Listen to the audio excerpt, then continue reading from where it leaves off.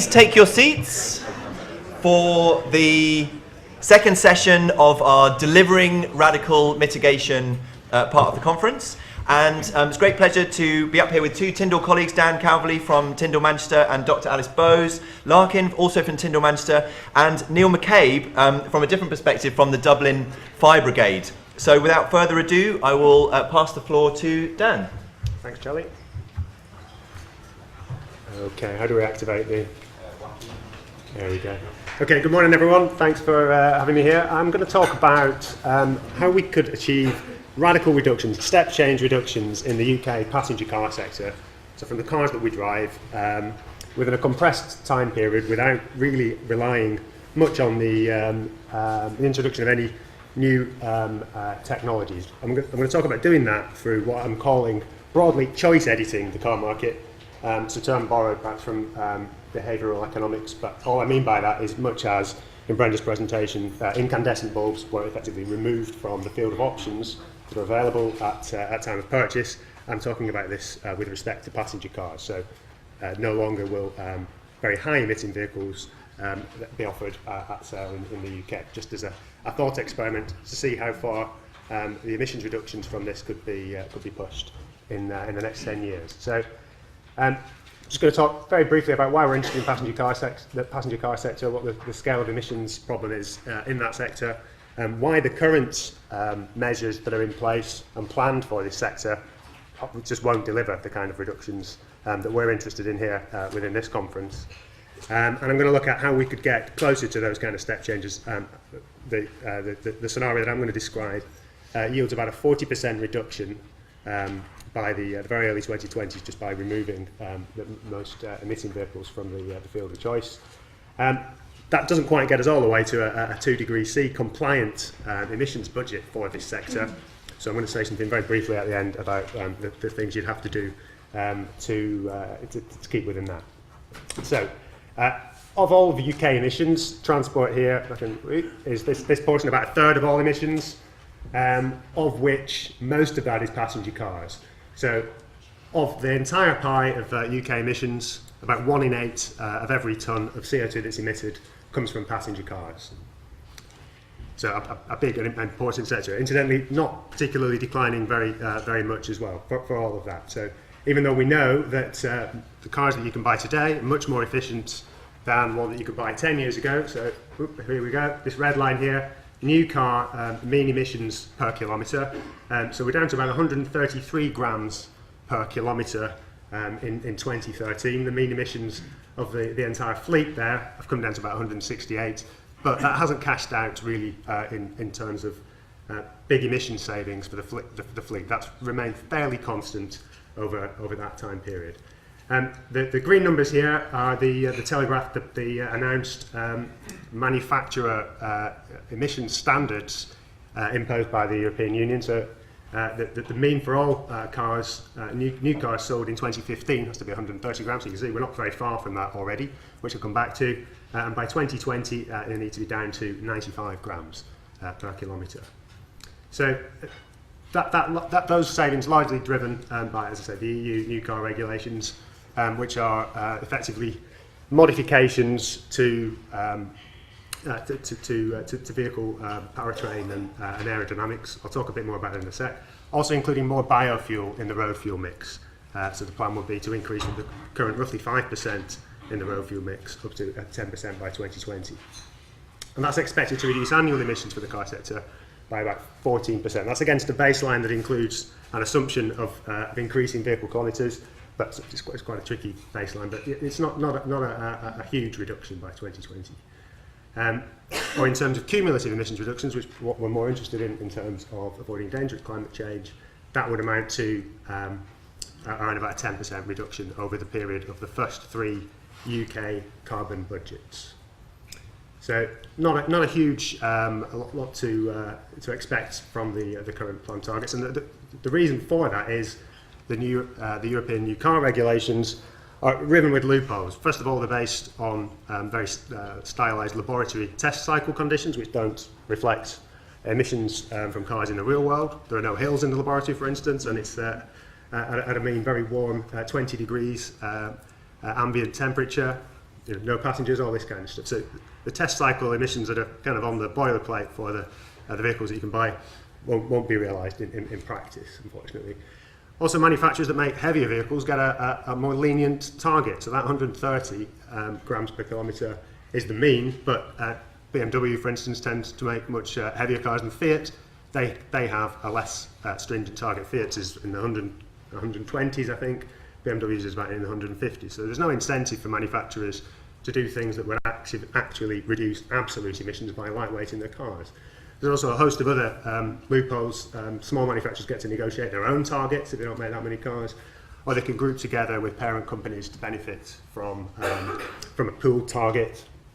And for every ultra-low emitting vehicle, so in effect for every electric vehicle manufacturer sells, they can sell one higher emitting vehicle without any penalty to how they're evaluated from 2015. So they basically get super credits for that.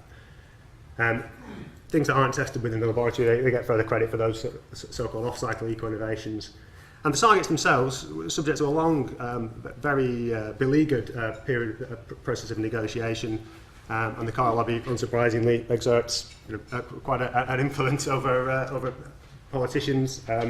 Volkswagen and Audi Group very vociferously argued for a weakening of the targets, and a major donor of the Christian Democrat Party in Germany. So no surprise that we've ended up perhaps with the unchallenging targets that we have.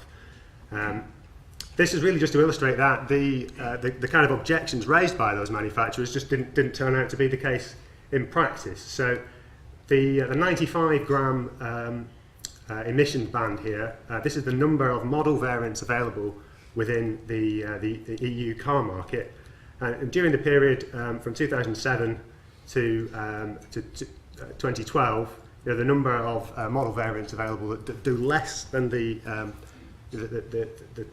threshold that's planned for 2020 that are available now, has just increased, has increased exponentially. So we've got 151 variants currently available in the EU that are already more efficient than the 2020 target, and 4/5 of those, 82% of those, are just common internal combustion engine vehicles.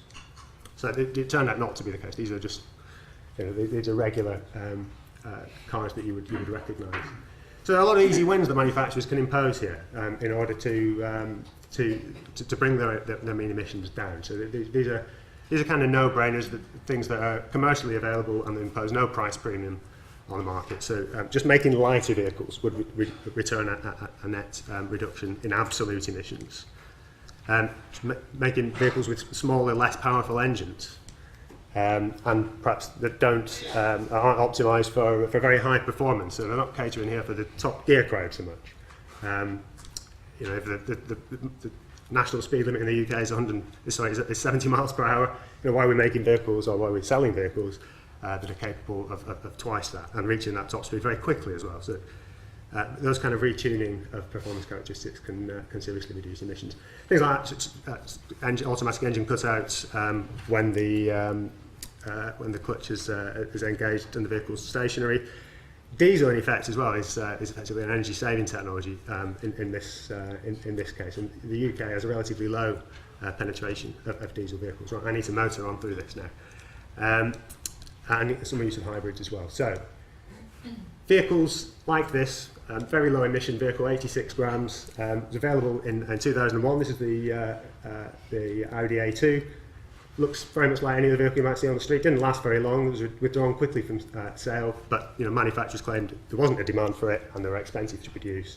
Simply not the case. The critical issue is not technology. The critical issue for reducing emissions rapidly is a stepwise tightening of emissions, as quoted here. So I wanted to kind of cash that out in real terms. How quickly could we get those kind of vehicles into the market?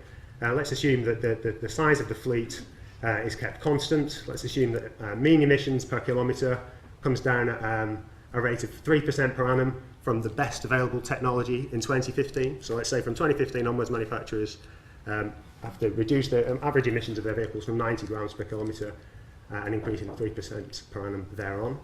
We're holding vehicle kilometres constant. As I said, that could give you a 40% reduction in total annual emissions, but that wouldn't be consistent with a 2-degree future still. The budget that uses up is still too great. So what would we do to go further than that? You would need, you couldn't hold vehicle kilometres constant. Somehow we would have to reduce the aggregate level of driving that's done on the UK roads in parallel with all of that. In parallel with that push for cleaner technology by removing the option of selling vehicles that emit more than that maximum threshold. And so in this case, by respecting real world values in this rather than just basing it on the test cycle values, a 25% reduction in vehicle kilometres, heretofore we've never seen before, that gets you a bit closer to 2 degrees C. Just very briefly, I'm not ignoring demand, you have to include that in there. Peak car isn't going to save us there, and I'm just going to leave it.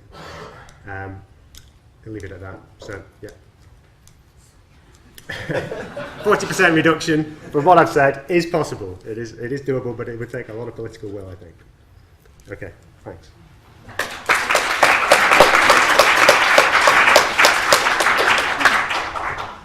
Great, thank you, Dan. So just hold your questions and comments for Dan in your head, because we're going to move straight on to Alice, who's going to shift from cars to ships.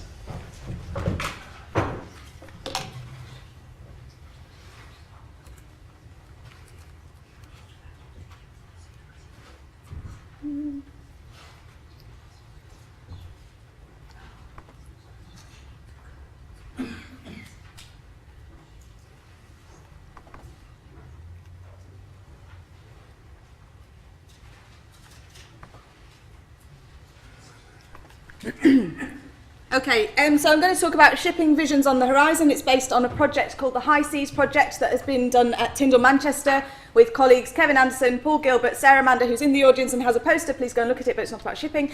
Michael Chow and Conor Walsh.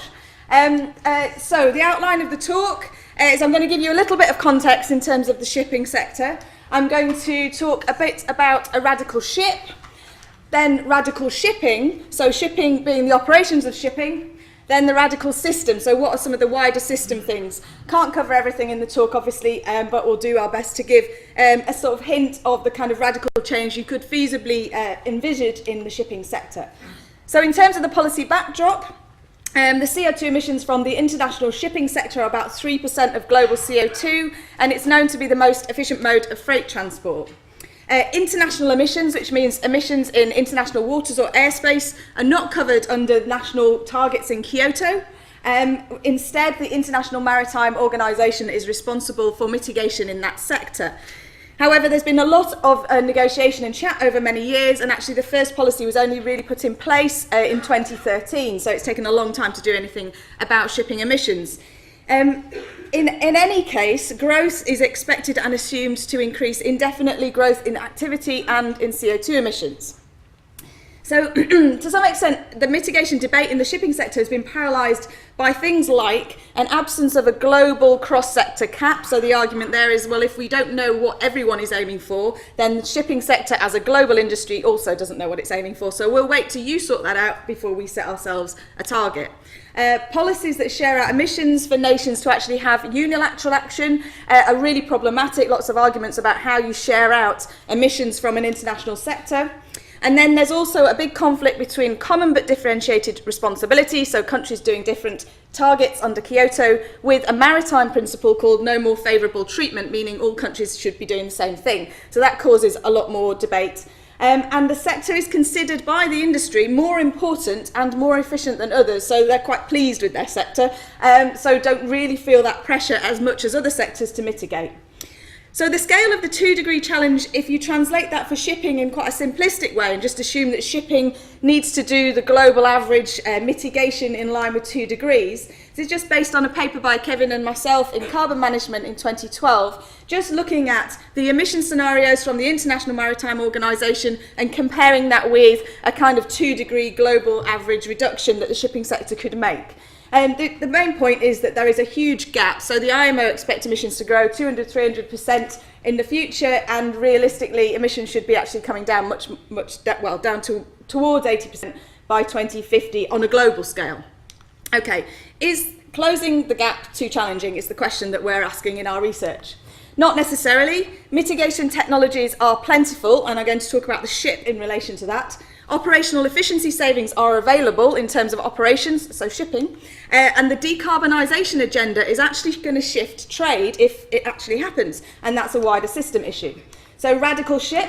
There's actually lots of technologies out there, and they are out there already. They're not just in people's minds and in design books. So kites can be attached to the bow of a ship. They can operate at high altitude to capture stronger winds. They're already being used by some shipping organisations. Flettner rotors, designed in 1926. Recent analysis by Michael Trout and Tyndall Manchester has shown that they could provide up to 1 megawatt of power if you had up to four Flettner rotors on a ship. They harness the wind. Sails, they can be fixed or rigid, solar-lined, composite materials, very sophisticated, using technology from the yachting and automotive industries. For short sea shipping, perhaps something more like battery electric drive could be feasible to reduce emissions. There's also fuels, biofuels, biogas, fuel cells, and many of these things can actually be retrofit to ships. So we're not necessarily talking about new ships and waiting for the entire fleet to have to change. We have to think about retrofitting. Okay, so that's radical shipping. There is opportunity to improve the capacity of the shipping sector. Typically, we've got a 70% capacity utilisation. There are many reasons for why that is. So we're not trying to suggest that you could get 100% utilisation, but certainly we could improve on that because there hasn't been a great deal of pressure to do that in the past. But the big hit really on the operational side is speed. It's called slow steaming. You might have heard the term before. And basically it's slowing the ships down because there is a cubed relationship with the speed of the ship and the power for the main engine. Now you don't get all of that saving because there's other fuel that's used for other things within shipping, like for boilers. And so if the ship is in the sea for longer, if you've got a boiler that's being used on a tanker, it will be used for longer, and therefore you don't get that full saving. But you certainly get significant savings, and different ships go different speeds because they are serving different markets. So there's opportunity for some ships to slow down to some extent, and that could offer actually real savings. And that's already started happening because of the economic downturn, so in response to fuel price. This is just a theoretical impact of speed reduction, just to give you a sense of the kind of emission intensity changes you could see for different cuts in speed. So, for example, if you had a container vessel that was doing 20 knots instead of 25 knots, so about a 20% cut in speed, then you're looking at around a 30% cut in the CO2 per tonne nautical mile, which is quite a big cut that you could literally do it tomorrow, or you could do it in an hour's time. Can you just slow your ship down? Okay, so what I've got here is just a few, just joining up a few of the interventions just to demonstrate the kinds of levels that you could feasibly see in terms of emission reductions or CO2 per tonne delivered. This is just an example. We haven't done it across the whole fleet, but we're using a model based in Manchester called Ask Ships to try to analyse what the potential for radical mitigation and short-term cuts is. So if we had an increase in capacity and a 20% cut in speed, so that's an increase of about 80% compared to 70%, you actually get savings in terms of the CO2 per tonne delivered of around 40%. If you also change the sailing distance, so you consider who the trading partners are, maybe consider trading with partners that are nearer rather than further away, then you could get further savings, and so it goes on. Cut the speed a bit more, perhaps have a kite to take some of the propulsive power, so some of the technology interventions, or some of the interventions that you can retrofit, such as hull cleaning, contra-rotating propellers. There are various technologies out there for shipping that could feasibly be retrofit in a relatively short time frame. And so looking at that, you could get something of the order of an 80% cut in the CO2 per tonne delivered in quite a short time frame. So there's lots of sort of optimism, if you like. If you work on shipping and you used to work on aviation like me, there's lots more optimism in shipping. Radical system. This is just briefly touch on this. So there is a lot of global trade in fossil fuel. In fact, about 40% of the total tonnes of cargo moved is fossil fuel. If we're going down a decarbonisation agenda, then that has big implications for shipping. Crude is currently the largest individual commodity that's traded by sea. So we did some analysis, Sarah Mander led this work, looking at how trade in the UK might change under the DEC energy scenarios. So using that example, so the different energy scenarios, in order to achieve the UK government's target, obviously depend on things like, is CCS successful or not, the level of renewable penetration, decarbonisation of transport. All the scenarios have a very significant reduction in oil transport. So in terms of the imports to the UK, that would change significantly. There might be new biofuel and biomass markets as well. So this is a graph of CO2 emissions. This is absolute CO2 emissions at the left-hand side here. This is our base case. The three groupings refer to different sets of trading partners, and the individual bars refer to the DEC energy scenario, so the different energy scenarios. And the trading partners in the first set here are the trading partners that we have at the moment, or something very similar. This is if we trade actually with people who are a little bit closer to home, and this is if we trade with people who are a little bit further away. But the basic message is that significant reductions could happen because of a reduction in the trade of fossil fuel. And in the case of the sort of best case, if you like, is an absolute reduction of 80%. Now, that would take time, obviously, because that moves with the decarbonisation agenda, so not quite as radical, but certainly very significant change based on trading differently and trading different things and trading less stuff. Okay, opportunities and obstacles for shipping. Shipping is unbounded by weight constraints, which offers more opportunities for putting technologies on board ships to reduce emissions. It's also less constrained by passenger expectations. I'm comparing this particularly with aviation. People don't really think about shipping. It's quite distant in their minds when they buy stuff, so has less of those constraints. Multiple mitigation opportunities from all intervention points, so the demand side, operational side, and the technology side. Cutting speed, actually, if you wanted to maintain the rate of delivery of the stuff, actually you might require bigger ships in order to maintain the rates, or more ships. And so that would actually mean slightly less savings, but we haven't done more analysis to determine what that would be. New build will take too long in terms of our radical agenda, so we do need to think much more about retrofit. But it's a very conservative industry, so the message we're getting from stakeholders is that we really need to see full-scale demonstrations. So we're hoping the EPSRC might fund a whole ship that we can demonstrate. Is this pie in the sky? No, there are real examples out there. There are real organisations trying to actually do this. B9 Shipping, Diane was here yesterday, has a radical vision for shipping, a new ship for transporting biomass, 50% wind propulsion, 50% biogas. Ideal for liner transport where they know the wind regime, and they're looking at this as a realistic economic business proposition and are trying to attract investment at the moment. So 6 key elements for a radical shift. Quantitatively show it's feasible and possible, which is what we're trying to do at the moment with our models. Slow steam to immediately cut the energy demand, but also if you're going slower, the proportion of propulsive power you could get from renewable technologies would be higher. Improve loading, retrofit where possible, and also think about the levels and the consumption and the distance that we're transporting. So to conclude, the gap between the 2-degree challenge and IMO projections is enormous, but there are substantial mitigation opportunities within shipping that are feasible, and we need to raise that debate within the shipping industry. Slow steaming is key to short-term emission reductions. Wind power has a role in the future, not just in the past. 80% cut in CO2 intensity is feasible, and there may well be further impacts that we can get from a decarbonising energy system. So from the High Seas project, we're just embarking on our new project called Shipping in Changing Climates, so watch this space. Thank you.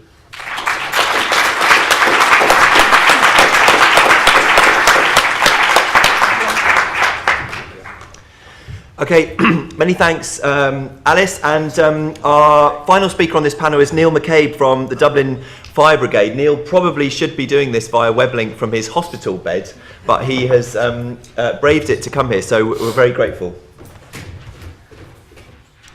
Thanks very much, everyone, for giving me the opportunity to be here today. I'm delighted to actually finally get here and give this talk. Just the mission of Dublin Fire Brigade's Green Plan, which is what I'm going to talk about today, is a project of actual actions that have physically happened. So the mission there, as Dublin Fire Brigade approaches 150 years in service to its citizens of Dublin, providing safety and protection to all, we're now using the Green Plan to become leaders of sustainable energy, to maximise our low carbon future, and to empower people to effect change in our fire brigade and the local community itself. It's a kind of big statement, but the fact that we're actually practicing it means that we're actually bringing our philosophies and ideas into the community, which has given us much better paybacks than initially thought. The history of the Green Plan, it all started in Kilbarrack Fire Station 6 years ago. The plan was simple: reduce energy, save money, ring fence the savings, make more investments, maybe become carbon neutral one day. Is it a wish? Could it be done? And we selected Kilbarrack Fire Station, where I coincidentally work, as the pilot project for all of Dublin Fire Brigade, and we'd lead by example, and if it worked, we'd create a template for all others to follow. How would we do it? Well, we'd have to develop behavioural change, deliver services differently with a green agenda, and include local community interaction, something we hadn't been doing. Restructure our Fire Brigade business plan to accommodate the Green Plan and its 7 themes, which meant management had to change their ethos. Create a ring-fenced fund for savings that would be created from this process, and invest in stakeholders as an asset to the future of the project. Develop a social impact and empower people to effect change, and develop our own green public procurement policy. All these things didn't exist. I have batteries as the headline. The thing is, it didn't really start there at all. In 2008, we lost 50% of our staff. Motivation levels dropped. It was a 40-year-old fire station. It hadn't even received one lick of paint in 40 years. No one wanted to work there. Randomly, I placed a cardboard box on a counter, and I asked people to recycle used batteries in the fire station in the box. And within a month, even though no one was motivated in the station, the box was overflowing with batteries. The problem was I had nowhere to put them. So I realised I had a staff buy-in, and that they were becoming the stakeholders of this fire station. I started organising lots of meetings, setting up lots of types of councils and different bodies and boards, partnership, you name it.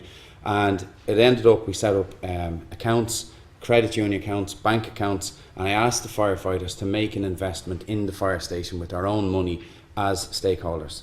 And that began the actual basis for the Green Plan. And we started to refurb this 40-year-old station. We recognised we had lots of potential, and we could prove that this potential could be applied to the whole fire brigade. If we reduce energy, we reduce CO2, so the new focus for the whole fire brigade from that moment was kilowatt hour reduction. Technique 1, analyse, then reduce, then produce. I have a 3-pillar system, which is low capital outlay, quick payback period, and replicability. There's 2 core principles to the Green Plan: behavioural change, carbon emission reduction, and the work is spread out over 3 phases. The 7 themes of the Green Plan are energy, water, waste, biodiversity, transport, society, and procurement. And after 6 years, I truly believe these 7 themes all work together, and that one technology or one behavioural change must impact all 7 themes if we are to be radical. In Dublin, they produced a sustainability report. I'm one of the authors of the report in 2010. And in that report, we selected the Green Plan and its 7 themes as the way to guide Dublin to become sustainable, as long as it was transparent. And the Green Plan then became the project flagship for Dublin. The context, so you take the context per theme, you address the problems, you must monitor and sub-meter everything that happens, include the foundation of stakeholdership, and find the solutions. Then you take actions in phase 1 and phase 2. This generates green business. To date, I've personally set up 20 startups in renewable technologies and 9 public-private partnerships to make this project happen. This involves community workshops and training in green thinking and sustainable thinking, and training and upskilling for Dublin Fire Brigade, more importantly for its serving staff and its retired members. Achievements, we target whether or not we reach them, and we monitor and review. We take the savings, ring fence them, and reinvest them into future actions, and that's phase 3. Phase 3 is using money to fund innovation. So for several years now, we've been the highlight of the Innovation Dublin Festival in Kilbarrack Fire Station. Quick examples, I won't have time to go over everything. We used to produce 40 tonne of CO2 from the gas the station used, the same for electricity. Solution, there's over 300 completed projects. Just a quick example, we used thermodynamic solar collector panels that didn't exist in Ireland. I had to actually import all the components and have them made, which is a business that started up successfully. Internal and external energy efficient lighting was installed, gas condensing boilers, LED lighting. A simple example, in a 12-month period we reduced the cost of lighting the building in Kilbarrack by €12,000. A very quick payback. Water, quick examples, fire station needs water to put out local fires. Fact, we used 5 cubes of water a day in our fire station, but we also had urinals that flushed every 5 minutes. There were 9 litres of water, and it was 24 hours a day. With no water measurements in place. Quick solutions: let's make a rainwater harvester, motion sensor taps, waterless urinals, reduced flow shower heads. And then I designed and built a wastewater treatment work below ground.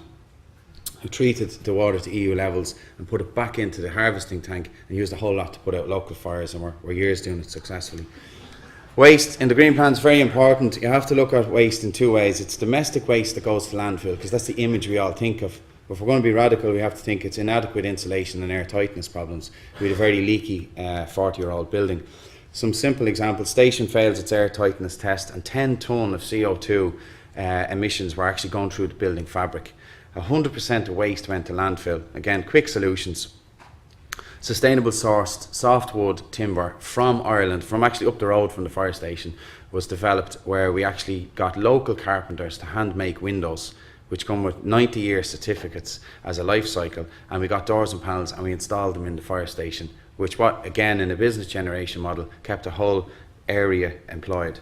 We reduced the CO2 of emissions by 10 tonne, and again we were able to now have a better building, which was no longer had sick building syndrome and problems like that. We reduced our waste to landfill by just simply building a recycle bay. Now again, we didn't have places to put the recycling at the time, but we built a recycle bay, 40% less waste going to landfill. Biodiversity, we had different areas around the fire station that were just dead space for 40 years. We had lots of potential to build insect habitats and ecosystems, and we wanted to involve the community other than talking about fire safety, but we just didn't know how. Few solutions. I wrote a biodiversity action plan for Kilbarrack Fire Station. It's now the biodiversity action plan for all of Dublin Fire Brigade. That means there's full interaction and participation and training and learning. We have 4 gardens in Kilbarrack which protect ecosystems that we actually built. What I mean by that is we dug up the ground and built below ground insect habitats. It was a terrific project and it involved the whole community. Currently we have birds, bees, bats, frogs, fish, all in a fire station. It's a terrific, it's like some kind of pet zoo when people visit.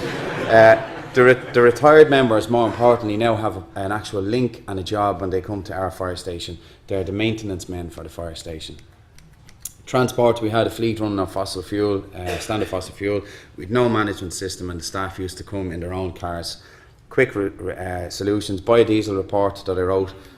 We trialled 30% blend biodiesel from used cooking oil, which is a waste product from the fire service, and we've introduced lots of fleet management projects, and 35% of the staff cycle to work. What's important is everything I'm talking about is paid for by energy savings.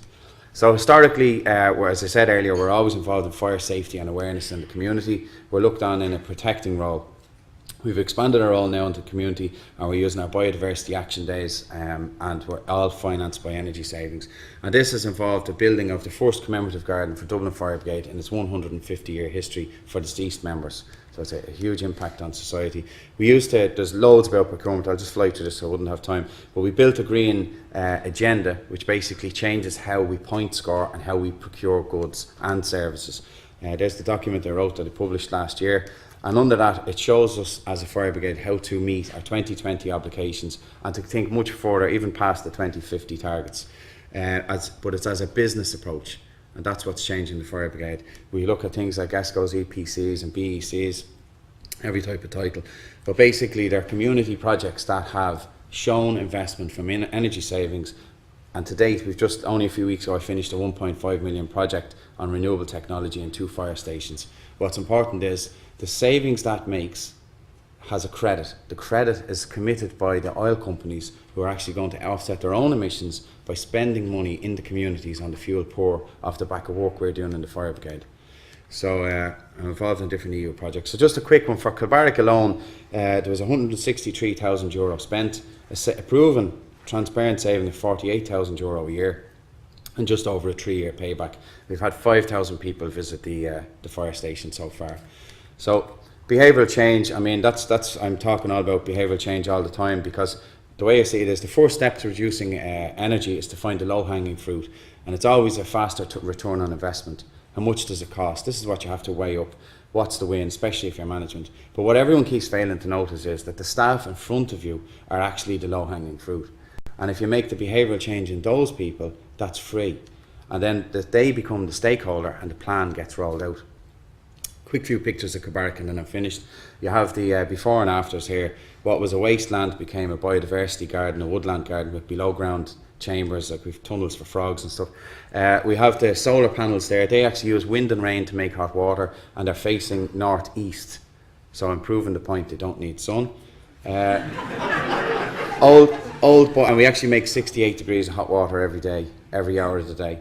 There's the old boiler versus the two new boilers, old windows versus the new windows. There's our rainwater harvester. It's a former Smithwick's container, it's a type of ale.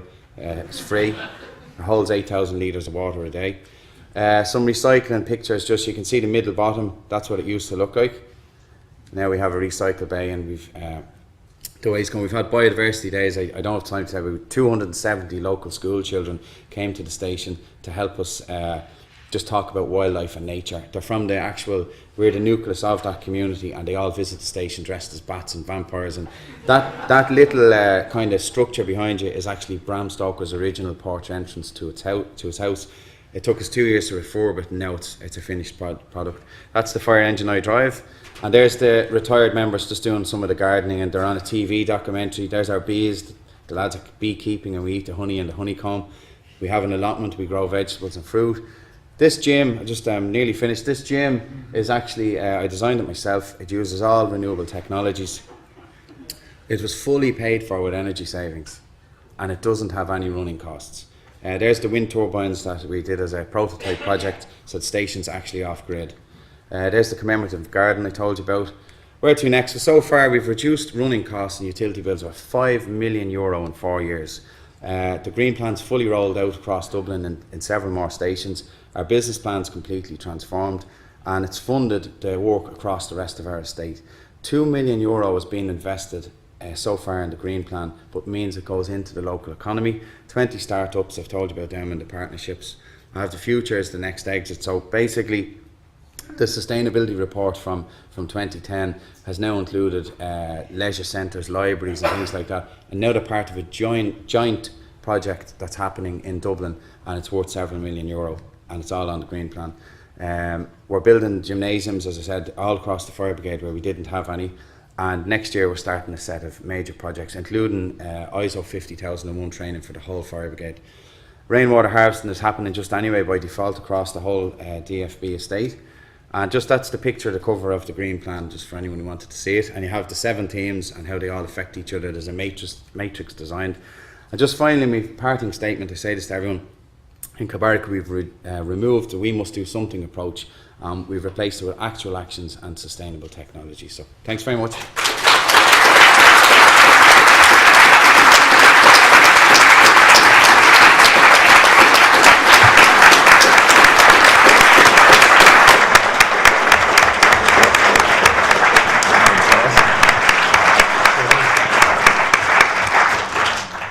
Fantastic, very clear example of delivering radical mitigation. So we've got a few minutes for questions and comments to our panellists. So we've got 2 gentlemen sitting on the edge of the aisle we'll go with first. Daniel Sharp from Greenspeed, a shameless plug for my poster, I hope you've all seen it, and taken a bumper sticker, I dare you. And one of the quotes on there is from the Environmental Audit Select Committee. So it's an all-parliamentary committee. In 2006, carbon reductions from transport they were looking at. They recommended a reduction in the national speed limit. That wasn't as important as what they then said, and that is, that would bring home to the public how serious the situation is. And that is your parliamentarians realising in 2006, this is the message that could be sent tomorrow, absolutely fairly and for free. And I just wonder, speed came up in the shipping context, but only barely in Dan's context. So I'd like Dan to respond to that, please. Okay, thank you. There was someone just in front of you. If please be very brief, everyone. Nothing.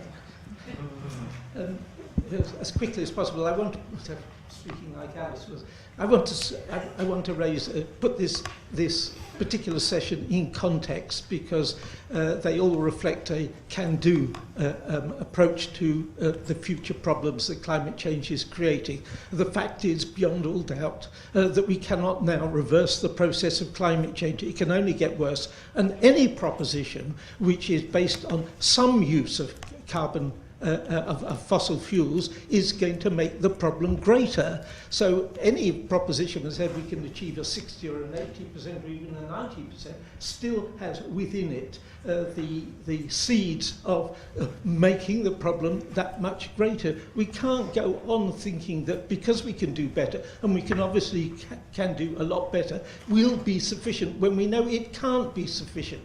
Okay, thank you. We've got one question down the front, and actually Brenda's, and then, sorry, so Corinne here, please, and then a couple at the back. Question for Dan, really. Dan, the policies in the transport area, you said you tested 3% per year reduction in carbon emissions per mile traveled, but what about building policies based on best practice? Because my impression is the best practice, if you look at the technology, it goes down faster than 3% per year. So if you have a flexible policy that is always linked on best practice, year on year, don't you actually go faster and have some feedback to accelerate change? Thank you. While the mic here, just one more question at the front. Carly McLaughlin, University of Manchester. A question for Neil. I was really interested in the idea that everything was ring-fenced. Do you think you can protect that in an ongoing way, or under these kind of cuts and things like that you mentioned? Is there any pressure to get rid of the ring fencing? Is there any pressure that you're facing there? Okay, so let's we'll come to the panel now. So Neil, do you want to have a first go at that one, Yeah. and then we'll work this way on the other ones? Yeah, that's no problem. There's always pressure to cut funding anyway, I think, for everything. What I found is that the green plan, the way the system works is that the energy saving is produced over the life cycle of the product. So I'm not asking for a permanent ring fencing. I'm asking for the ring fencing to last as long as that product's life cycle. I'm verifying the savings and reducing the amount of carbon by X amount. And then over that period of years, there's a diminishing return where I'm using that saving to pay for the next technology. So when I said there's 3 phases in the green plan, very quickly phase 1 pays for phase 2, phase 2 pays for phase 3, but phase 3 is just pure investment in innovation. And that is, for me, it's a way to help develop local jobs and local employment and actually money in the local economy. To secure it on a permanent basis, one of the kind of successes so far has been that when I started the whole project, I used firefighters' money to buy technology. We bought those solar panels with our own money, and I promised the lads there was no money in return for their investment. But as stakeholders, they have a better workplace and a better workplace environment. As I said, we had sick building syndrome and things like that. What's happened now is across the whole fire brigade, this has happened as a movement, and definitely ring fence savings are occurring and will continue to occur. It's a management key. It's key to management having a successful management term. So definitely, yeah. Can I respond to Daniel's point there about speed?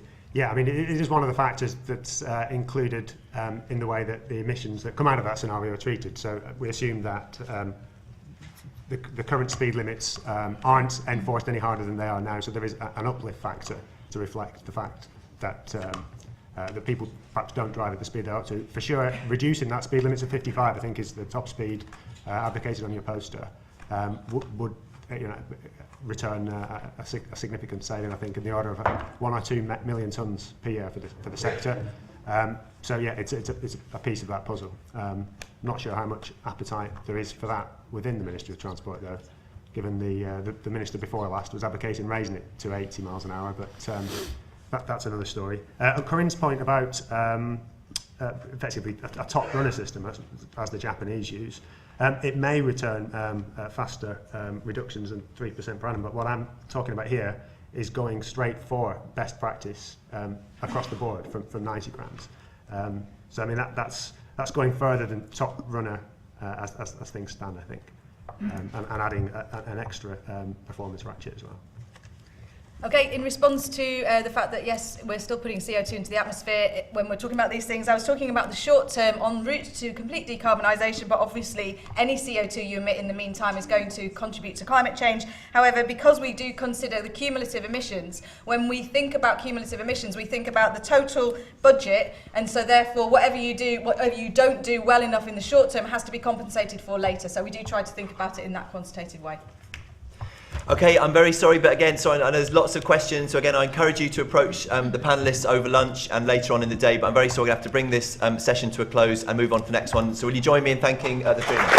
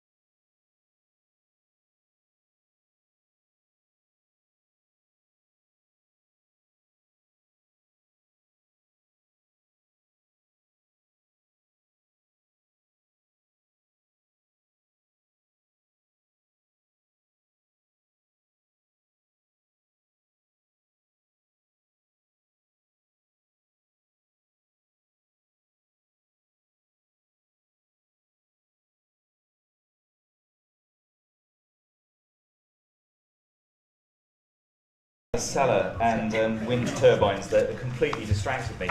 Anyway, moving swiftly on as we do. Now we're going to talk about how it's come up several times in questions. How do we set about mobilising the constituencies for change, the countervailing forces? And we've got 4 different takes in this session, and we're going to go straight in and hear first of all from Larry, I hope.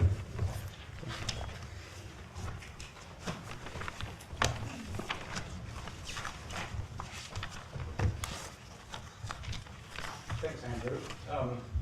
I apologize, I didn't have time to make a PowerPoint, so I hope it doesn't put too many people to sleep. More years ago than I care to remember, one of my old teachers, Richard Rorty, made a distinction. It's one of those distinctions that you sort of understand at the time, but then as time goes on, you begin to understand it more and more. And the distinction related to what I take to be an underlying theme of this conference, which is the relationship between rationality and solidarity, relationship between analysis and engagement and action, relationship between science and movement building. And the distinction that Rory made was very interesting. He said there were two images of rationality that we tend to have in our society. One of those images is a sort of algorithmic image. The idea that rationality consists in following methods which have been laid down in advance, sort of frozen algorithms or formulas, procedures, sort of methodologies, correct methodologies that are more or less black boxed. And if you're not following these, you're not rational. And the other concept of rationality, which sometimes doesn't go by that name, sometimes it goes more by the name of being reasonable or reasonableness, is very different and sometimes opposed. And according to this image, rationality or reasonableness is basically civility. It's respect for others' opinions. It's being open to dialogue. It's being not dogmatic. It's being not defensive. It's being open to suggestions that not only the means for achieving ends be changed, but the ends themselves maybe be shifted. It's open to learning. It's curious. And it's receptive to seemingly strange and ridiculous and stupid suggestions and encounters. Thomas Kuhn, the famous historian of science, once gave some advice to some of his students. Look for the thing that you don't understand, that seems stupid to you when you're looking at a historical phenomenon. Look at what seems completely nonsensical. That's your key. That's your key to understanding what's going on. You begin with that, and once you make sense of that, you can go back to the rest of it, and then you have widened your circle of understanding of what a certain phenomenon is all about, which is basically the same advice that Sherlock Holmes is always giving to Watson. He's always saying to Watson, look for what you don't understand in this case, and once you can make yourself understand it, then all of the rest of it will be changed. That's a different kind of rationality. It's more like the virtues of inquiry are being emphasized rather than algorithms and methodologies. These these two types of rationality, I think, tend to be associated with very different approaches to politics. For example, the relationship with solidarity, with movement building, with political action. The algorithmic approach to rationality says basically, well, first we have to figure out what we should do. We have to figure out the analysis, do the analysis, and then we go and mobilize people. Then we go and motivate people. Then we go and engage the public. We make sure that the evidence has an effect, and so forth. And in fact, I think the title of this very session somewhat reflects that, which makes me wonder if maybe if I organized it, I might have given it a different title, Mobilizing Action Among Non-Government Actors. There's a sort of slight flavor of, we have the analysis already, the problem is moving from the analysis to action. The other concept of rationality is a very different approach. In this conception, rationality is hard to distinguish from solidarity. And I think there's probably no clear example that you can give of that than what Charlie Baker was talking about this morning. His method of inquiry and the work he does, his method of understanding the situation, can't really be separated from his commitment to and his solidarity with the homeowners. He learns about what the problem and the ends are by working with the homeowners, if I've at all understood what he's about. And I think the same could be applied to the story of Kilbarrack Fire Station that we just heard from Neil McCabe. We're talking here about webs of interaction in which all sides are learning very quickly by being open, by being civil to each other, and by being receptive, widening the circle of understanding. I think the two conceptions of rationality also have very different attitudes toward our opponents, basically. The sort of characteristic expressions of the algorithmic approach to rationality is, why, oh why don't these people understand what's going on? Or why, oh why, once we have all the science, can't we take action? What is the problem here? I think Jane Hindley referred to this deficit, or someone referred to maybe it was Rebecca, referred to this deficit model. How can we repair this deficit? Why are these people irrational and so forth? Jane Hindley did refer to the infantilization of the public, which is a part of the Blair approach to politics. I think these are characteristic expressions of the algorithmic, the belief that rationality consists in following these algorithms. The other approach, the science as solidarity approach, which you might call it, is that it tends to treat people not as irrational if they disagree with us, but to look for the deeper rationality behind their actions. Instead of asking why aren't these people irrational, why aren't these people more rational, why don't they act on what we know, they slow down, take a step back, listen to what people are saying, and try to understand the problem by widening the understanding of culture and history. And I think this often involves trying to welcome encounters with historical figures, historical movements that we don't understand, and also widening our circle by taking the climate change debate into cultures and societies where people don't talk about climate. And someone from Tinker's Bubble yesterday talked about, well, what about encountering movements from the past before industrialization and trying to learn from them, being open to dialogue with them. And I think that's a very important point. And of course, the attitude of the different types of rationality to finding of friends and to building alliances is also very different. The algorithmic approach takes it as axiomatic that the task is to convince people. To persuade them. We have the answers, let's persuade them. How do we get people on board? How do we get the unions on board? The science as solidarity approach, I think, takes a very different approach, and it recognizes that people who do not call themselves climate activists, or who do not mention, parts per million concentrations of greenhouse gases, are already, in many cases, climate activists, called by different names, calling themselves by different names.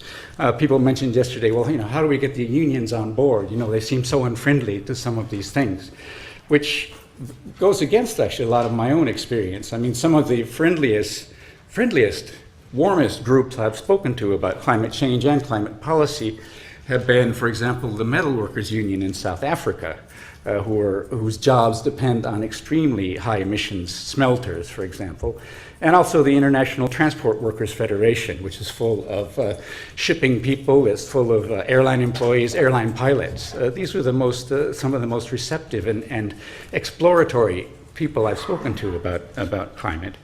The attitude toward framing ends is also different among these two conceptions of rationality.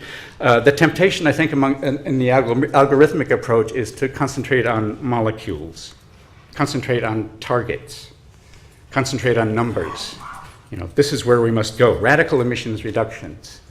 I think the science as solidarity approach to rationality is very different. It tends toward raising the question of, you know, is saying that are there circumstances in which saying that we need we need to limit warming to 2 degrees, are there circumstances in which that is disrespectful to frame the dialogue, or to attempt to frame the dialogue, or to force the framing of the dialogue in that way?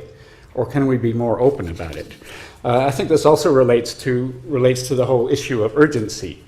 I think the algorithmic approach to rationality tends a little bit toward what you might call apocalypticism, if that's a word. You know, the idea is that, the numbers are going up so fast. What can we do? George Cavensis, Eric Swingado, Frederick Jameson, people like this have spoken very clearly about the connection of this kind of apocalypticism with the motivations of capital in crisis. Whenever capital is in crisis, of course, you get this apocalyptic kind of discourse.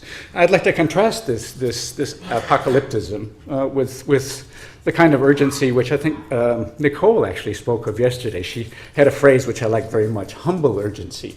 We don't deny the situation is urgent, but we adopt a humble and open attitude toward talking about what that urgency is and what the problem is.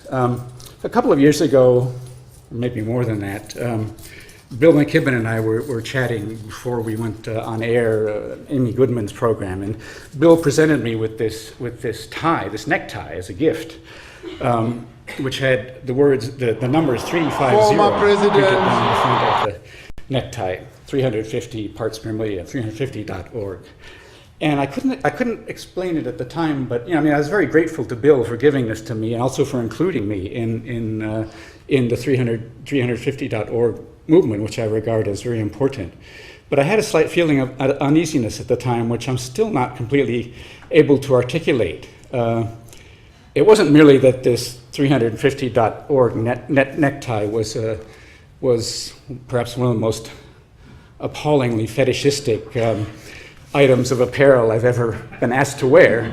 It was more myself trying to visualize, if I put on this necktie and went into a Thai village in the northeast of Thailand, or into a village of indigenous people in the western Amazon, or for that matter into an environmental justice community in Southern California, or Long Beach trade unions, how would I explain this necktie? If they asked me about this necktie, what would I say? And I realized I would be a little bit uneasy about this, not because it would be difficult to explain to any of these people what 350.org or the 350 parts per million was about. They would have no more and no less difficulty in understanding that than anybody else. Larry, I'm going to say you don't actually have to explain it anymore, because our time has run rapidly out, so you can leave it hanging as a question and we'll come back to it.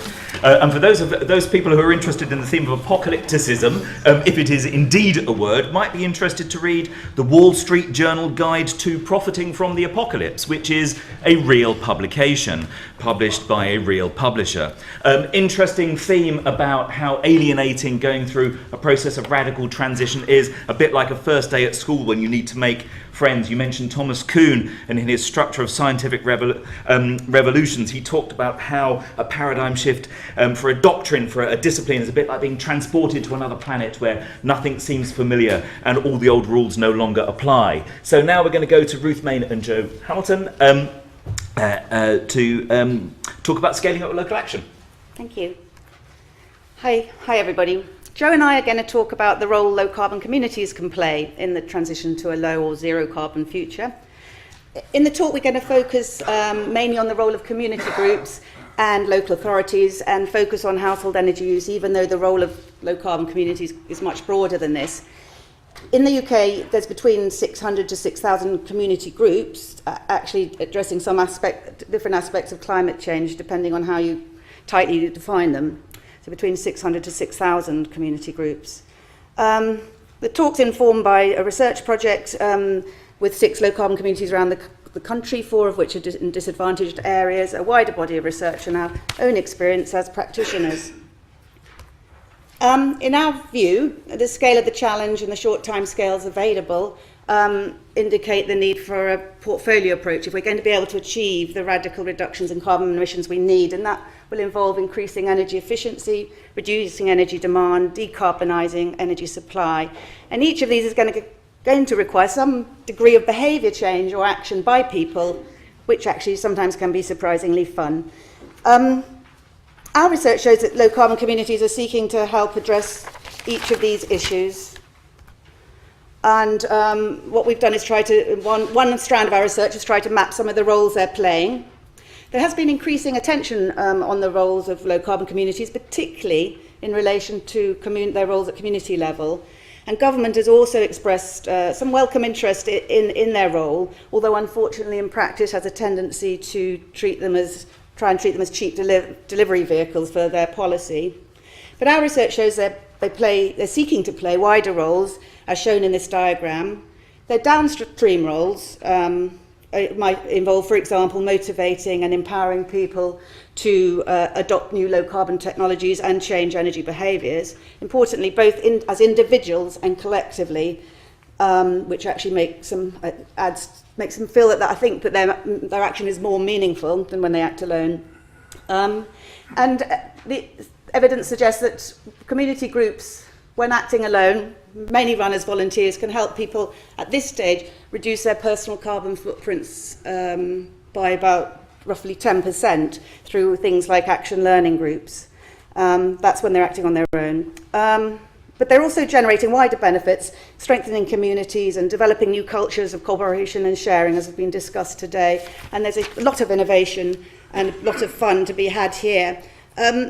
Midstream, they're also playing roles which help to build local infrastructure, whether by coordinating local or catalysing action by other actors, or partnership joint working to increase the scale of and reach of interventions. And also, importantly, they're trying to play upstream roles, including building support for government action on climate change and informing and influencing government policy, whether through modelling solutions, lobbying, public campaigning or protests. And some of these might not sit so well with government, but in our view are important. So the research also indicates some of the complementarity between local actors. In our case study, local authorities, they felt their strengths were in addressing, one of their strengths was in addressing fuel poverty, as they have the capacity, the ones in our research had the capacity to coordinate the delivery of energy efficiency measures directly to people's households on an area-wide basis, and at the same time provide related advice on things like benefits, fuel tariffs, landlords, health and safety. And both of these roles are really important to helping ensure that low-income people can benefit and vulnerable people can benefit, access and benefit from energy efficiency. But they didn't feel so strong necessarily empowering people to take action or changing behaviours or innovation.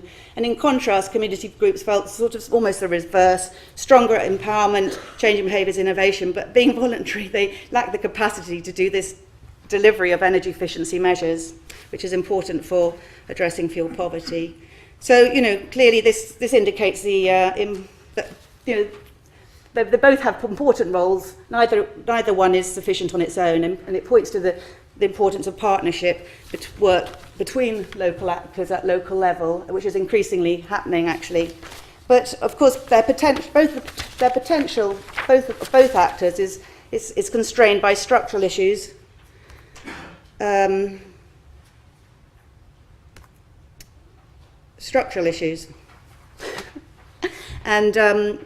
one of the key structural influences on local action is, of course, the government policy framework and financial incentive structure. The current emphasis of of household energy reduction policy I would characterise as being market-led, decentralised, and relying on sort of an element of voluntary approaches, as this kind of helps minimise public expenditure and legislation. There are important elements in this, but also shortfalls.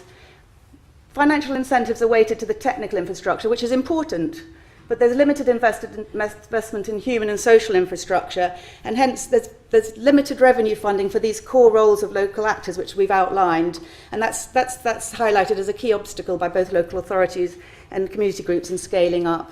And the private sector is unlikely to take on some of these needed roles we've outlined. I mean, they're not particularly strong in motivating and engaging people. They're led to take action, they're less trusted, and they do treat people as consumers rather than citizens and collective beings, social beings.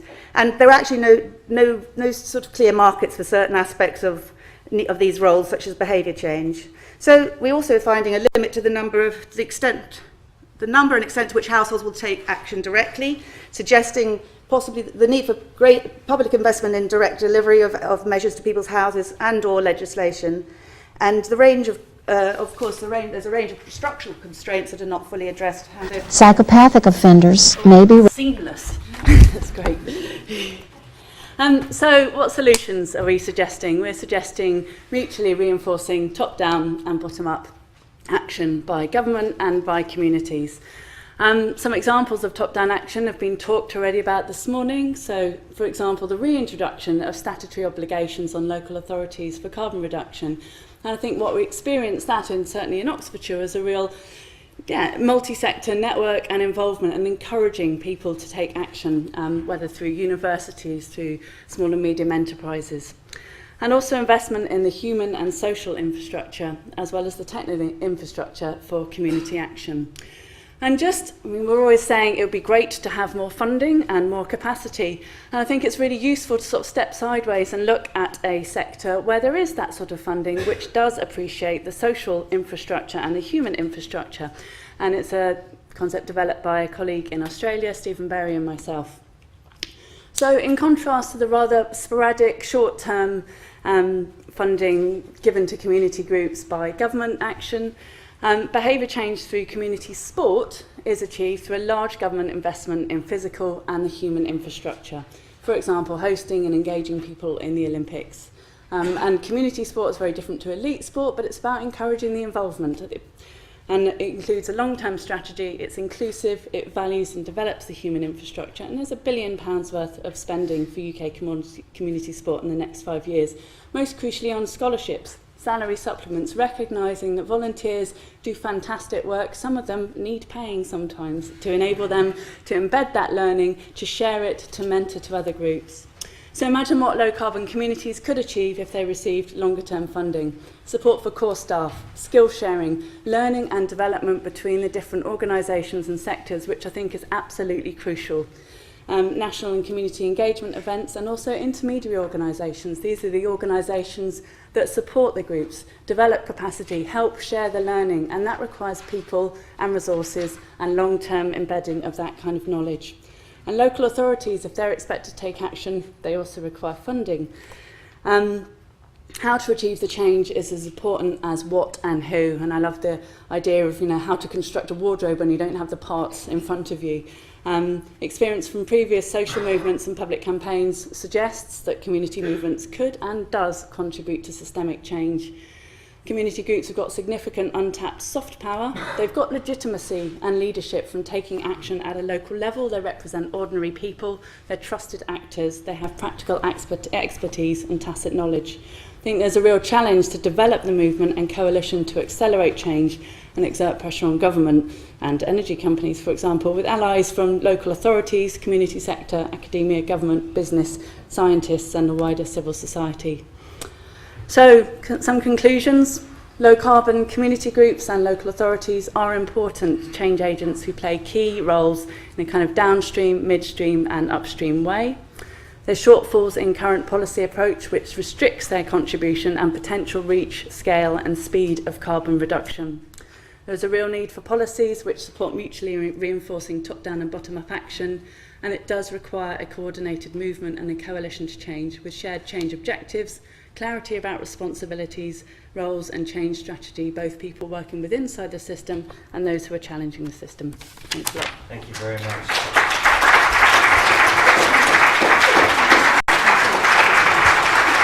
And only one bullet point past the red line. So now we're going to hear from Milena talking about can third sector organisations promote radical behaviour change. And the only thing I'd add would be that in nearly 3 decades of working in the sector, I've yet to find one that can persuade its staff to wash up all their own plates and cups. Milena. Security note. Excellent. Thank you so much. I'm also going to talk about the role of the third sector in encouraging radical behaviour change. So my presentation very much speaks to what has just been presented. And the question really I wanted to start with is, well, why should we be interested in the third sector? And I think quite a lot of interest has been expressed in the policy sphere, but also by academics about the role of the third sector, especially sort of since the COP failure in 2009, including by the UK government, which probably should have made us a little bit more suspicious, I think. So, what are the arguments that have been put forward in the literature about why the third sector could play a role in encouraging behaviour change? So one is this topic of trust, the assumption that the public trusts the third sector more than potentially the government or businesses. The second, and these are really just sort of the some of the main arguments. I'm not claiming that I'm covering all of them. The second really is that the idea that if people take part in community action, that provides them with a sense of agency, especially collective agency, and that addresses sort of feelings of helplessness and lack of self-efficacy. And the third one, and that's really the one I would like to focus on, is the idea that the third sector can be a site for social innovation, sort of niche innovation. And there are different traditions that come, that have expressed this idea. It has been, for example, expressed by people like Seyfang and Smith, sort of informed by the transition literature. Niche innovations coming from the margins, so to speak, of society, and then finding slowly their way into the core of society. So this is really my question here. Is the third sector a site for social innovation and niche practices? It's based on 2 research projects that have looked at this question. We focus, and I should have said this right in the beginning, at fairly sort of local, practically oriented projects. We've not really looked so much at organisations that have been lobbying the government or running sort of national or international campaigns even. We've been really interested in the projects, like Joe's project as well, that have been working on the ground with people to try and engage them on climate change and ideally get them to take action in their private lives. So these are the kinds of organisations we've been working with.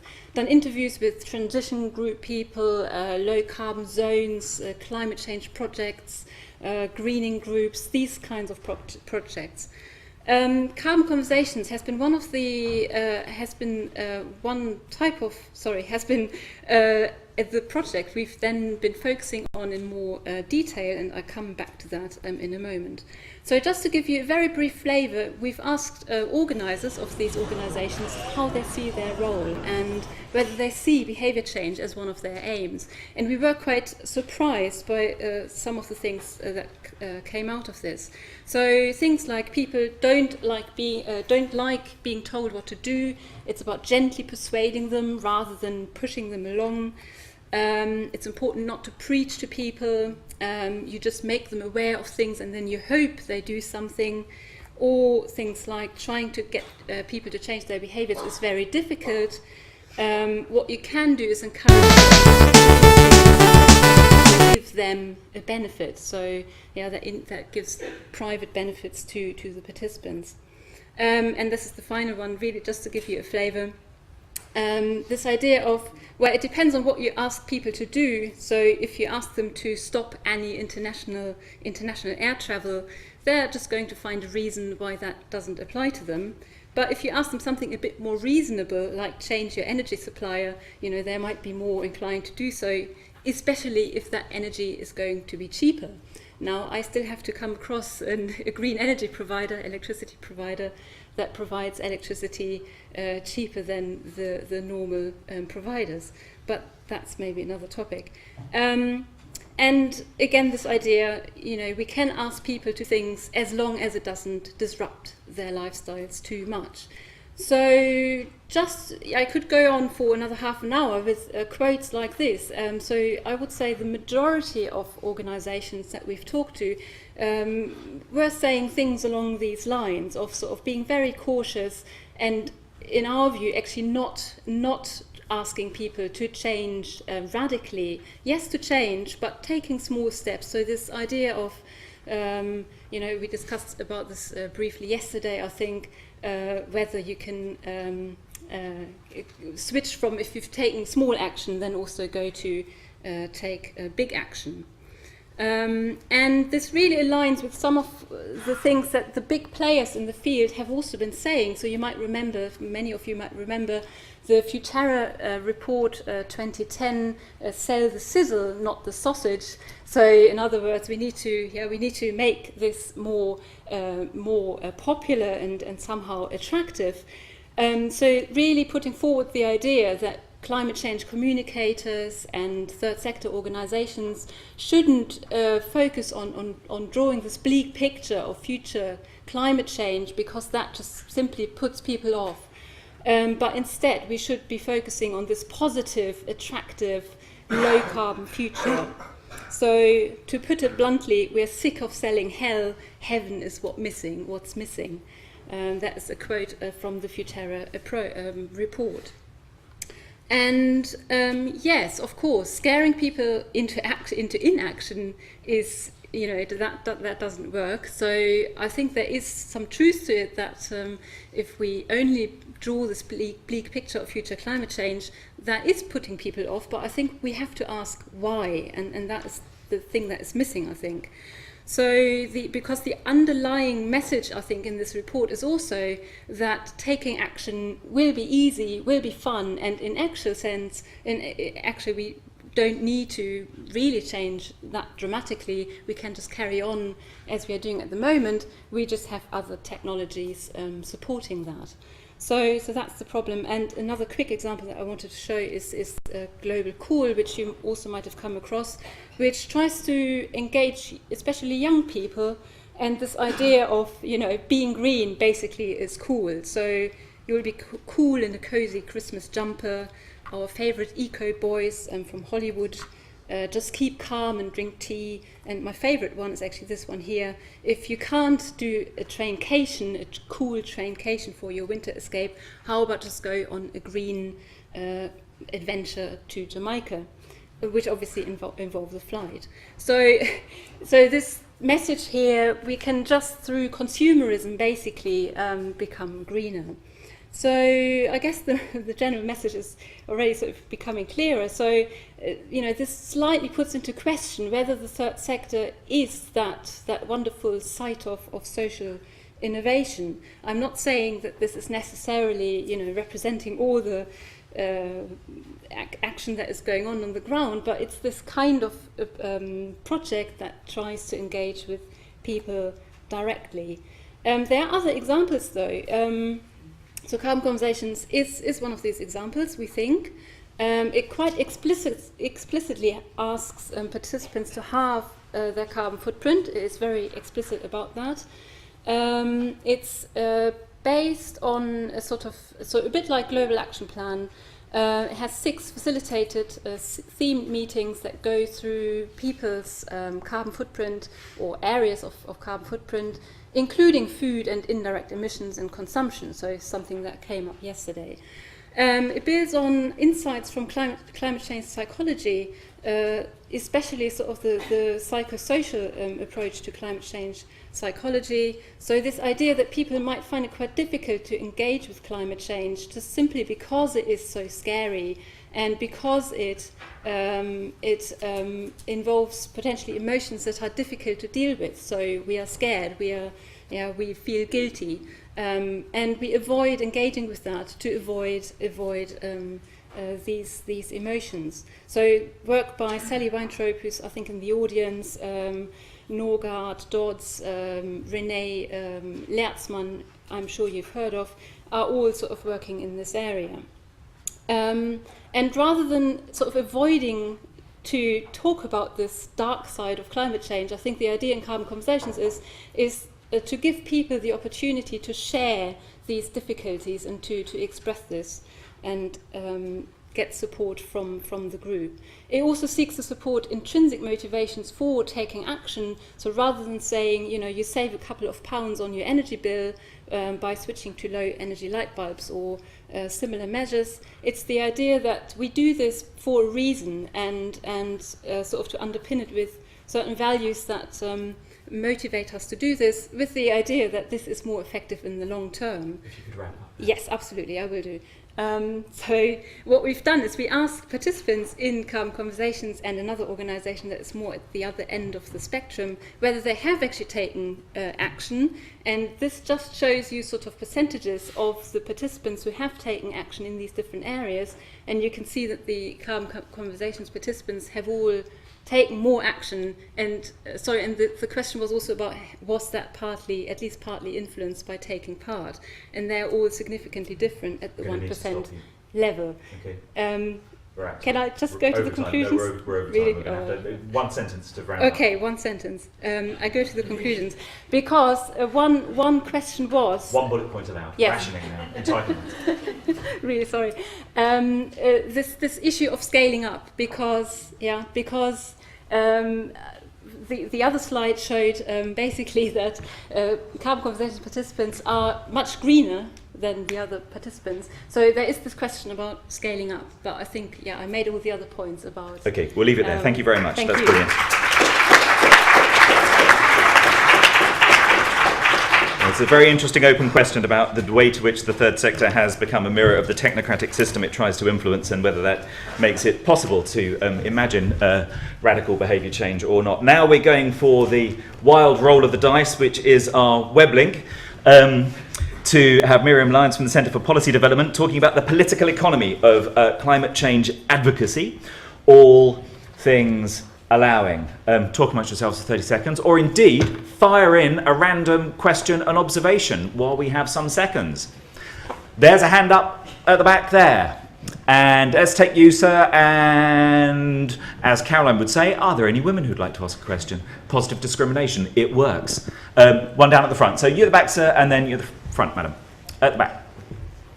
Oh, we'll start at the front as you're nearer there. Yeah, thank you. Thanks. It's a question for Larry. I take it as an assumption in your paper that you would like to see a move towards more of the second type of rationality. Do you have any top tips about how you might make that happen in a widespread way across society? Thanks. Okay, let's just take that one really quickly. I think Miriam will be with us in a second. Larry? Yeah, just through practice. I mean, I mentioned Charlie Baker as one example, but actually the other examples I didn't mention were ones where you actually are walking into a community in northeastern Thailand or the western Amazon, and you're actually seeking common ground, seeking solidarity, finding ways of supporting the local struggles that also include the climate conversation. It happens through practice. There's no formula, but you're certainly right to say that. I think the algorithmic, sort of the dominance of the algorithmic notion that this is rationality, this is real rationality, this is all the rationality there is a real political problem, especially for middle-class European intellectuals. Okay, thanks, Larry. We're now going to go to Miriam, who I think we have online. Hello, Miriam. Miriam, can you hear us now? I can, yes. Excellent, that's great. Okay, well, we're going to drop you straight into the room. We have your presentation up on the screen. So if you'd like to fire away, the floor is yours. Excellent. Well, thank you very much to the Tyndall Centre and everyone involved for probably giving me a chance to give the lowest carbon footprint speech I've ever given. So I'll dive straight in. Big question. Who's to blame for the failure to prevent catastrophic climate change? Some of you may have followed the debate sparked by Naomi Klein's recent comments on environmental NGOs. I think that probably came up a little bit yesterday. Personally, I think that the arguments of both the critics and defenders of large environmental NGOs have merit, but we all know that failure is an orphan, so instead of spending the next 10 minutes attempting to assign parenthood to it, I'll focus on the structural obstacles I think such NGOs face when dealing with the need for radical emissions reductions.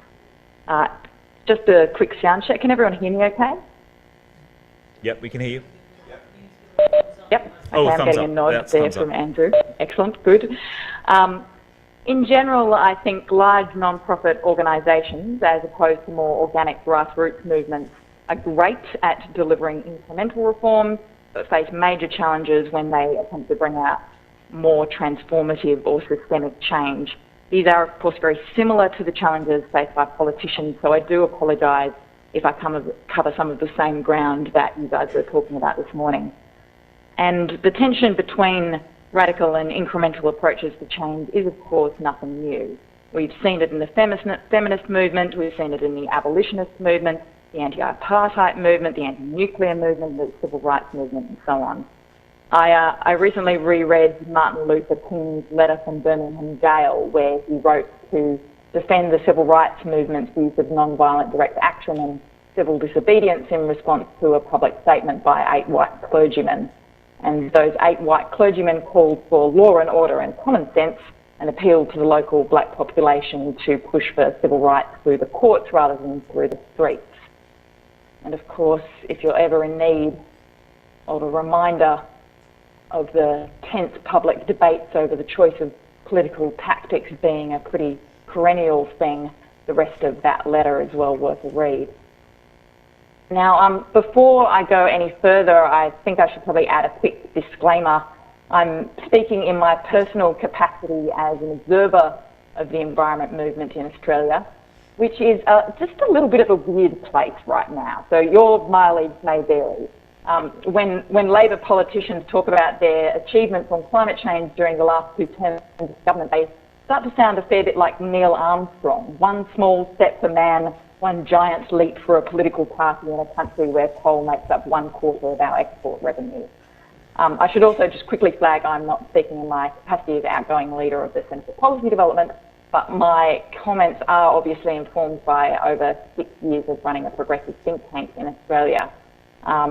I think to make change you need good ideas, evidence that those ideas work in practice, arguments that are effective, that convincing people your ideas are necessary, possible and desirable, and the power to get them implemented.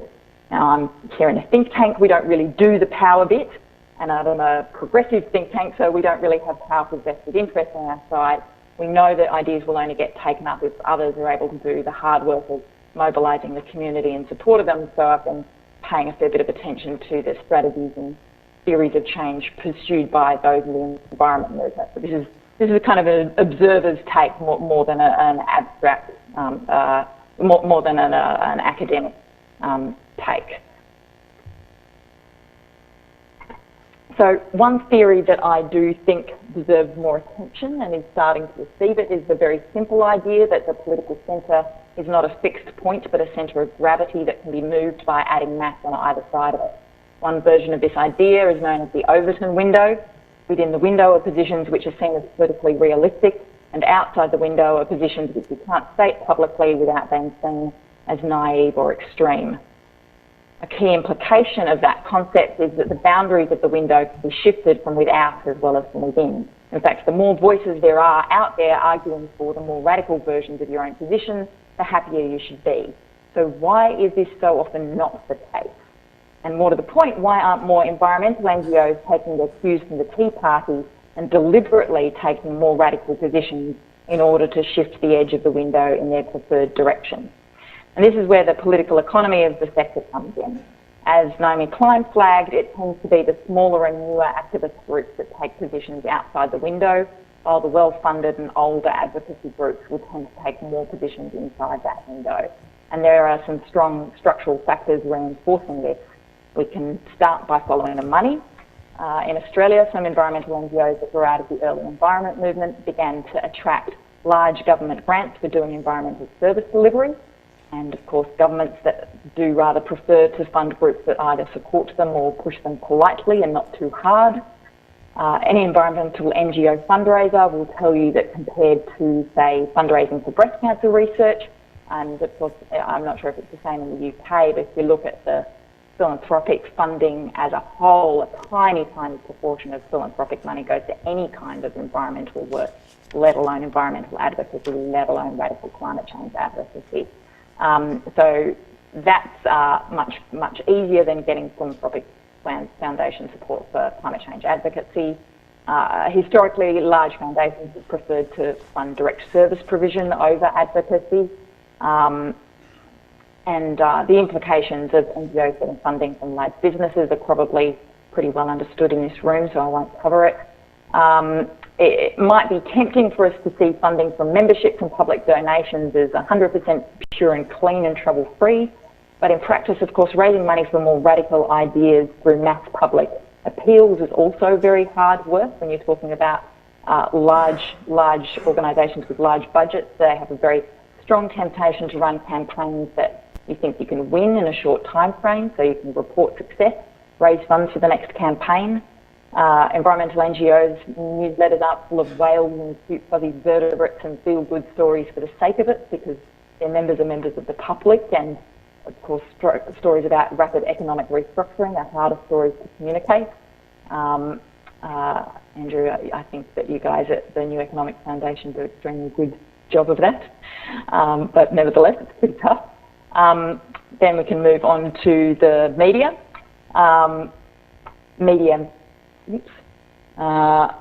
Media matters. If media didn't matter, many businesses could save themselves a hell of a lot of money on their PR bills, and the environmental NGOs know media matters. It matters for their ability to reach people who aren't already on their email lists. It matters to their paid-up members. It matters to their donors. It definitely matters to the politicians. And this creates a very strong incentive to stick within what Daniel Hallen described as the sphere of legitimate controversy within the mainstream media. Overton thought in spectrums, Hallen thought in circles. You would think that given how much the media love the conflict, taking more radical positions would work really well for environmentalists. I think that's only true within bounds. Most journalists view some positions as consensus positions which no reasonable voice would question, some positions as deviant positions which no reasonable voice would advocate, and they're pretty vigilant at enforcing those boundaries. On the one hand, social media is allowing audiences to mobilise, to push positions into the sphere of legitimate controversy, and on the other hand, you've got media organisations like the News Corporation, which are playing an increasingly active role in pushing all climate action out into the sphere of deviance. So that's a bit of a challenge. So why should we care? Given all of these constraints, why should we care about what large environmental NGOs do? The community sector generally, as well as specific movements, are all made up of smaller agenda-setting groups that do tend to have less money, fewer paid staff and less airtime, that can be sometimes quite effective at pulling the boundaries of political possibility in their direction, along with more cautious groups that will take up the agendas of those outside the window and make them look respectable to people further in when the circumstances are right. Most of the time this works just fine in delivering change, but as we all know, the distance between the position that scientists tell us is necessary and the window of what's seen as politically realistic is far too great. Between groups like the Tyndall Centre and Beyond Zero Emissions, 350 degrees in the edge of the window, there is a vast desert with very little airtime or resources. And I just wanted to point to that point made by Richard Dennis at the Australia Institute, which is another think tank here, that between them the four largest ENGOs in Australia have annual revenues of almost 70 million, and that compares to the 20 million the mining industry spent toppling our former Prime Minister Kevin Rudd and his mining tax, or that the union movement spent in a successful fight against then Prime Minister John Howard and his Labor laws in 2007. And I'll leave discussion about what we can do about all of that for questions. I hope there are some. Fantastic, fantastic. Miriam, thank you very much. What's that, sorry? Yeah, sure. I'm very, very tempted to do a straw poll of who here considers themselves to be in the sphere of deviance, as opposed to who consider themselves to be in the sphere of legitimate controversy. I assume if this conference had been organised last year, it would have been under the bracket unthinkable. This year we're radical. We'll know if we're winning. Next year it will be acceptable. And the year after that, it will be sensible. We'll all have to get new shoes. Right, let's take some questions. I'm going to take a sweep. I'm going to take 3 or 4, and then we'll come back to the panel. And this time we'll start at the back. The gentleman there who didn't get a chance to speak last time. Let's start with you, please, sir, in the blue jacket there. And then we'll go over to that gentleman there, right by you. Thank you. And then someone behind you, and then we'll come down to the side. Yes. Hi, I'm Phil Corbell from the Carbon Literacy Project, but not speaking on that label, more addressing the role of third sector organisations at a community level. I'm part of a local sustainability group, part of your 600 to 6,000 spectrum there. And the thing that can deliver, and I wonder what else can, is the idea of local people, completely unfunded, just doing it, not asking permission to do good things, but just learning how to do things they didn't think they could do and going and doing it. And that is a potential that I think is available to everyone, and hopefully one that can be taken up. Okay, thank you very much. That's very much the model of the transition movement. It's basically who turns up and does it, that's a good thing, and they get on with it. It's a sort of open social experiment. Gentlemen, woman behind you. Yeah. When I was at the London Vegan Festival on Sunday, the Brighton Council member was saying that when they were trying to implement No Meat Mondays, they had problems because, the dustbin men are used to having bacon butties or something, and they were very upset that it was deprived from them. If we're going to sort of take away this type of food, wouldn't it be a good idea to to replace it with vegan bacon or something, or or in the schools just give them things that they're kind of used to that will taste as nice. How do you deal with the bin man butty challenge? Yes, Yeah. that's one of the most profound cultural challenges we face. It really is, actually. Gentleman there. Hi, Noam Bergman, University of Oxford. Question for Larry. I love the idea of a humble, open discourse around the urgency of climate change. What does this look like in practice, not with people in the Amazon, but with people in Britain outside this room? Not sure how that would actually work. Okay, let's take a couple more. Any more hands? I haven't heard from the gentleman over there. Let's hear from you. And then I'm going to say it again. Any more women like to ask a question? Who hasn't asked a question yet? And then we'll take the woman in the green jumper. Yes. Yes, Mark Bicken-Pritchard from various small impecunious NGOs in Saskatchewan, Canada. Quick question for Melina. When you talked about the increase in number of people involved in action in carbon conversations, was that just personal action, or did that also include advocacy and campaigning work? And a broader question, if you are involved in a small, impecunious NGO of any sort, what do you suggest that we actually do? How do we actually achieve something? How do we get to the politicians? Big question, I know. The challenge for impecunious networks. Woman just behind, yes. Thank you. Hi, Katie Burdett from University of Leeds. I'm just going to ask Miriam her question. What do we do? How do we use this window of opportunity, or how do we change the window of opportunity towards the more unthinkable? Okay, that was a question to you, Miriam. How do we use this window of opportunity? And if you're listening, let's start with you and then go to the rest of the panel. Okay, we'll go straight. Oh no, there's Miriam. We're there. Yes, go ahead. Sorry, what was the question, Andrew? The question is, how do we use this window of opportunity? Which one?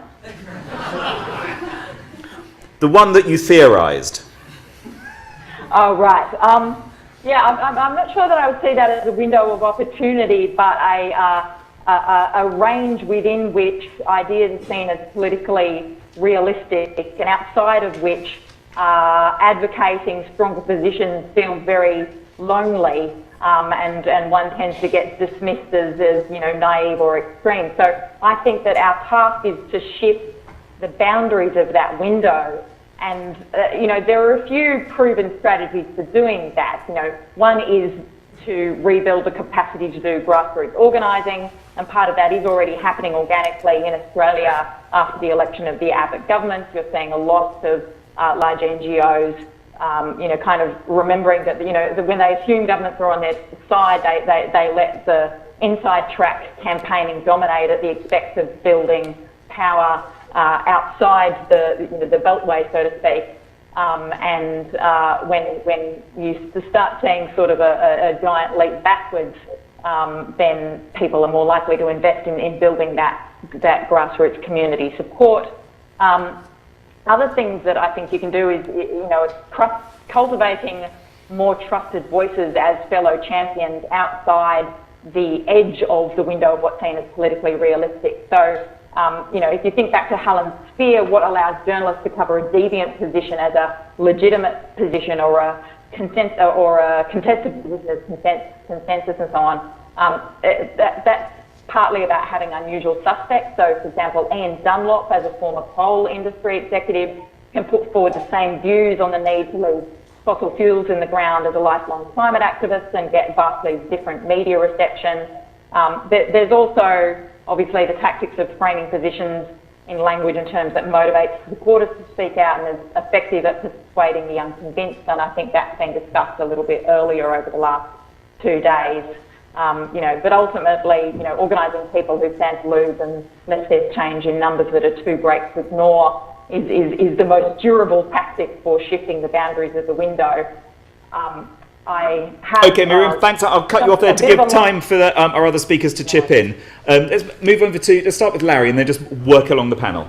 And don't feel you have to answer all the questions, just the ones that you feel were addressed towards you. Yeah, I'll just address that one. What is an example of open, humble conversation with people outside this room? Well, I mean, the first thing I guess I would want to stress is that such a conversation I regard as being not for the people I'm talking to, but for me, probably for me and for us more than for the people I'm talking to. I'll give a couple of quick examples. For example, suppose you're talking with people who say, I'm not interested in climate, or don't want to talk about climate. Okay, what do you want to talk about? Well, perhaps they're laborers. Perhaps they'd like to talk about labor. Perhaps they'd like to talk about work. Perhaps they'd like to talk about energy. The conversation can then very quickly move on to something which is interesting to all sides. For example, the historical connections between the development of the modern concept of energy and fossil fuels, and the development of the modern concept of energy as an instrument and a weapon of capital for the exploitation and the extraction of surplus from labor. And once you start talking in that direction, then you begin to see that, maybe the people who don't want to talk about climate can teach a lot to us about what the climate problem is about, because they'll be able to quickly see, probably more clearly than we can see, exactly how the fossil capital energy regime is actually a problem for labor and is a problem for labor activism, and the connections with climate then become obvious. Again, the benefits come to us as much as, if not more than, to the people we're talking to through mutual respect. Another example, suppose you go into some place and you talk about 350 parts per million. They said, we don't want to talk about 350 parts per million. If we adopt the attitude that, well, maybe we can learn something from this, the fact that people don't want to talk about 350 parts per million, maybe we can get somewhere. For example, I'm sorry to use the example, but for example, people in Northeast Thailand might well ask the question, and I think some of them have asked the question, this is your problem. You're talking about trying to fit, as in your words, trying to fit an economy to the quote-unquote carbon space. This is not our problem. This is a problem only for people who are concerned about the second law of thermodynamics. It's a problem only for people who are already implicated in a regime of infinite growth, which comes partly from the concept of energy, which was developed historically through the regime of fossil fuels. So we learn again from the people who were rejecting the frame in which we initially placed the debate and urge us to change the frame to something else. We learn, they learn, the process of conversation becomes possible because we are willing humbly to abandon our emphasis on 350 parts per million being the key issue and instead learn to accept the possibility that the whole idea of unlimited good, which Richard Wilkes was talking about yesterday, is actually one of the things we have to consider in talking about the climate debate, and instead return to this or look at this image of limited good, which Richard Wilkes was talking about, as a way of going beyond the 350 parts per million, and also building movements which are politically stronger and more powerful than those which would be based exclusively on a 350 parts per million kind of discourse. Okay, Larry, thanks. We've got 2 minutes left. That's 30 seconds each to our co-presenters and a minute for our last speaker. Have you come across the bacon-butty barrier in your research? Well, in terms of embedding it into normal practices, yes. But I just wanted, what I wanted to address was the point about, there is a huge power in just doing it. And I think funding can, or legitimising some groups can close down that, which is not what we were aiming to say at all. But I'm saying that if you want to scale up local action, then at some point, yes, a lot of action comes from fantastic volunteer work, but there comes a point where some people burn out, they get disillusioned, or they actually need to earn some money. And I think in terms of mentoring or sharing that knowledge, I think funding would go a long way if we're serious about the different roles by all different sectors at different levels of society playing that part. Yeah, just to add to this issue about scale, really. I think, effective community groups, they need a mix of the small things, following the energy, what people are really energized and passionate about, often it's food or something like that, and a bigger strategic projects that are really beginning to take this up to scale. And the groups we study are doing both, and I think that's a very important point for keeping people motivated. On behaviour change, it is really difficult, but if you have a bottom-up process in which involves a methodology like carbon conversations, where it is a group conversation and you're basically raising awareness about the impacts of people's lifestyles, etc., in a non-judgmental bottom-up way, and you're actually measuring people's footprints as well at the same time, I think that can help. Great. Yes, I had 2 questions. So the table only showed the actions that people had taken in their own lives, so reducing emissions in these different areas. But we had interviewed people about had they taken other action, and yes, there are some that are so inspired that go on to take political action as well. So that's that question. And the other one about, how to go about it. I think, as I see it at the moment, there's sort of 2 traps. The one trap is that you scare people and try to give them as much information as possible, but that somehow doesn't work. The other trap is to avoid this whole thing and just to pretend it's all going to be fine and fun. I don't think that works either. So I think sort of coming to it from another angle might help, to just talk about, what are the kinds of lives that we want to live, and to sort of talk about the sense of well-being, and maybe if we, this sort of what is important to us. Is it making money and consuming? Where does our status and self-worth come from?